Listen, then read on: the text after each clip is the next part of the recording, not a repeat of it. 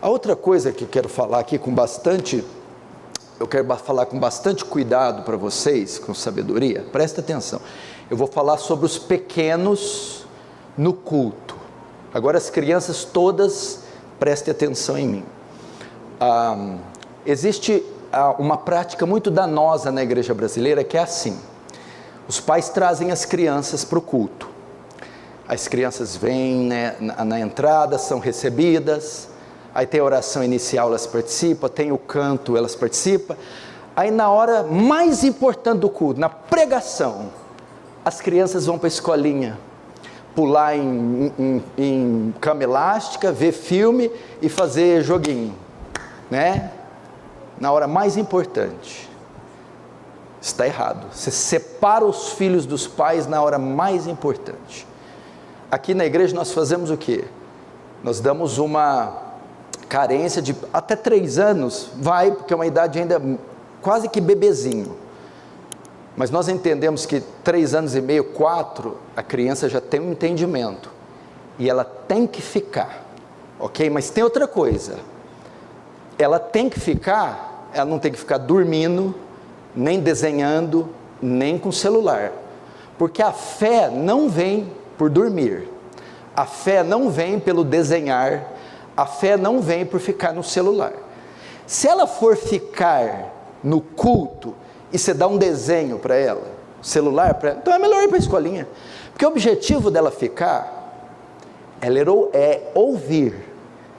Porque pela graça sois salvos por meio da fé. Então, fé salvadora. Ok? O indivíduo é salvo pela fé. O que produz fé? Romanos 10. A fé vem pelo ouvir da palavra. O ouvir ali não é a emissão de sinal sonoro, ouvir. É assimilar, entender. Então, se a criança está aqui e ela está escrevendo, desenhando, as que sabem escrever fazem como os adultos, fazem anotações, não tem problema, é uma anotação. Mas se ela está desenhando, dormindo, se ela está brincando, ela não está ouvindo, assimilando. E sem fé, ela não vai vir a Jesus, ela não vai ser salva. Então é dever dos pais, primeiro, deixar os pequeninos, nessa faixa de idade, no culto.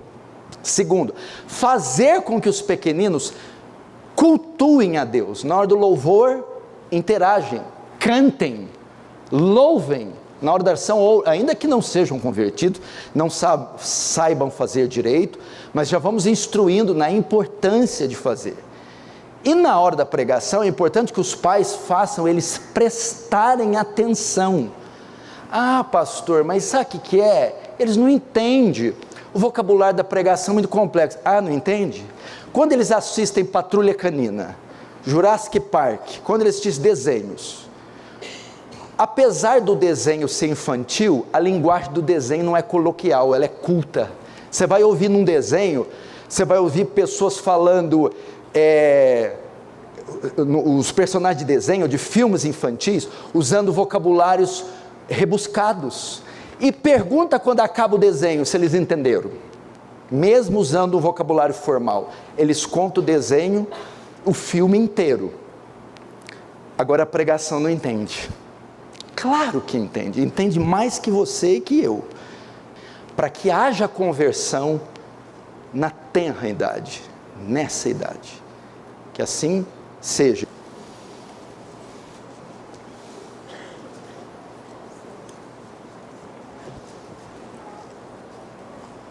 Lucas capítulo 15, verso 11, continuou: certo homem tinha 2 filhos, o mais moço deles disse ao pai: pai, dá-me parte dos bens que me cabe, e ele lhes repartiu os haveres. Eu vou ler até aí, o objetivo é passar pela parábola inteira, mas para economizar tempo eu vou parar aqui. Deixa aberto em Lucas 15, presta atenção, pais e filhos.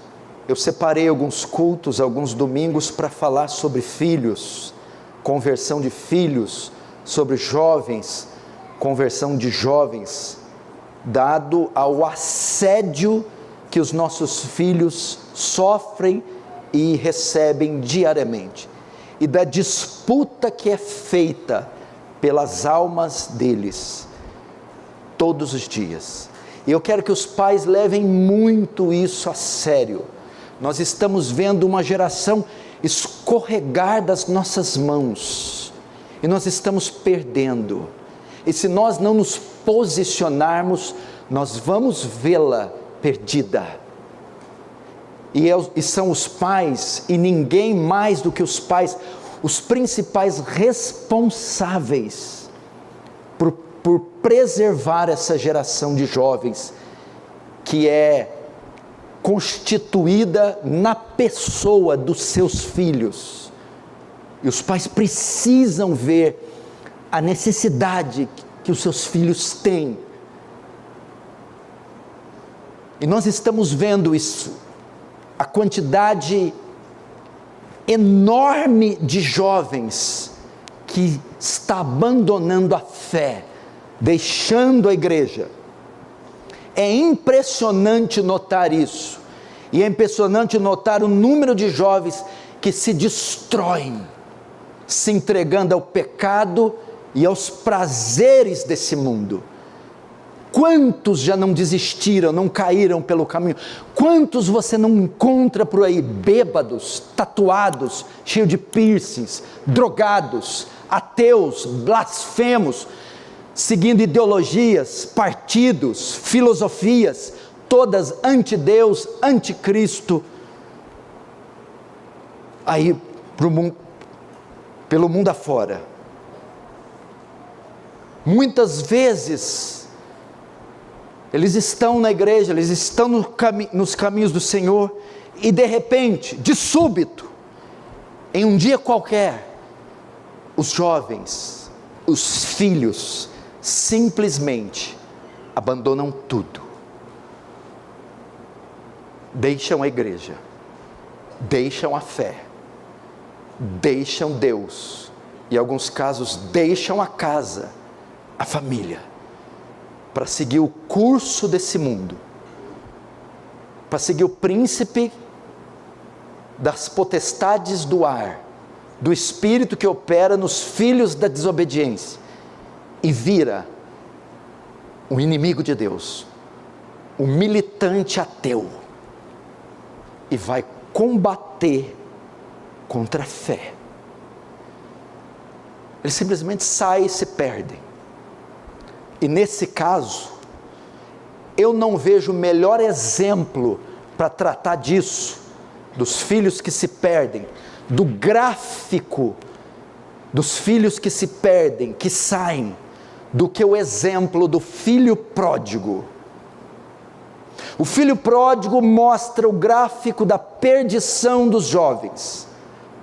Alguém que vivia no conforto e na segurança do seu lar, na presença do seu pai, e de repente se perdeu completamente.